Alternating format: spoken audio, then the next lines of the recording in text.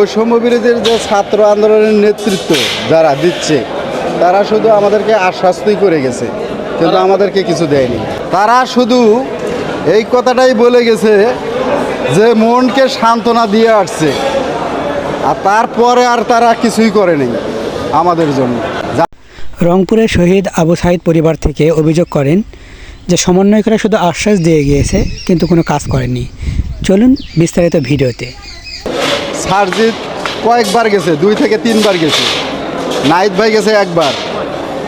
ওরা কিছু তো দেওয়া থাকলো দূরের কথা, ওরা আমরা ফোন দিলে ফোনও রিসিভ করে না, স্পষ্ট কথা।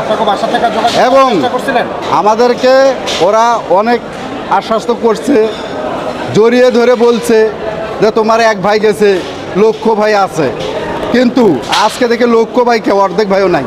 সরকারি দল থেকে বর্তমান প্রধান উপদেষ্টা যে ডক্টর মোহাম্মদ ইউনূস, উনি আমাদের বাড়িতে গেছে, আমাদের সবাইকে নিয়ে বসছে, ভাই বোন মা বাবা চাচা সবাইকে নিয়ে বসছে, বসে সবার সাথে শুধু কুশল বিনিময় করছে, কথাবার্তা বলছে।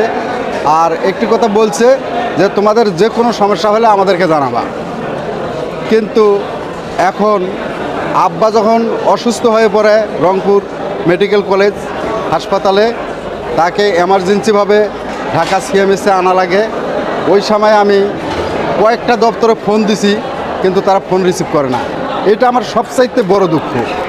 হ্যালো বন্ধুরা, আবু সাঈদের পরিবার থেকে যে অভিযোগটা দিয়েছেন এই বিষয়ে আমি কিছু কথা বলবো। শুরুতেই বলে রাখছি, আমার কথায় যদি কোনো ভুল হয়ে থাকে অবশ্যই ক্ষমা করে দেবেন। প্রথমে সমন্বয়কদের উদ্দেশ্য করে বলছি, আপনারা যে বিজয়ী হয়েছেন, একটা সম্মানিত জায়গায় রয়েছেন। এই বিজয়ী হওয়ার পিছনে প্রধান যে খুঁটি রয়েছে সেটা হলো আবু সাঈদ। আবু সাঈদ পুলিশের সামনে বুক পেতে দিয়েছে, কোনো কণ্ঠাবোধ করেনি। তাহলে আপনাদের বিজয় হওয়ার প্রধান স্তম্ভ হলো বা খুব শক্তিশালী যে এভিডেন্স, এটা কিন্তু আবু সাঈদ। তাহলে আবু সাঈদের পরিবার থেকে যদি আপনাদের কল দেওয়া হয় তাহলে আপনারা কেন রিসিভ করেন না? তার ফ্যামিলি থেকে তো বারবার কল দিয়েছে, আপনারা কোনোবারই রিসিভ করেননি। তো যাই হোক, আর আপনারা যে নতুন দল গঠন করেছেন, এই দল গঠনের মধ্যে অবশ্যই আবু সাঈদের ফ্যামিলির মেম্বারদের মধ্যে থেকে কেউ একজনকে আপনাদের নেওয়া উচিত ছিল। তাহলে মনে করতাম আপনারা যোগ্য এবং আপনারা সঠিক। এবার দ্বিতীয় কথা বলবো আমি আবু সাঈদ পরিবারদেরকে। আপনাদের ছেলে শহীদ হয়েছে, জানি কোনোদিন ফিরে আসবে না। একটা যুবক ছেলে মৃত্যুবরণ করা, এটা যে কত কষ্টের, যার পরিবারে এই জিনিসটা ঘটে শুধু সেই বোঝে। তো আপনারা সকলের চোখে সম্মানিত হয়েছেন, এবং আবু সাঈদ যে মারা গেছে, শহীদ হয়ে গিয়েছে, আল্লাহ তাআলা ওনাকে বেহেশত নসিব করুক, আমি সেই দোয়া করি। মূল কথাটি হলো আবু সাঈদ যে মারা গেছে, এইটাকে নিয়ে আপনারা বিজনেস কেন শুরু করছেন?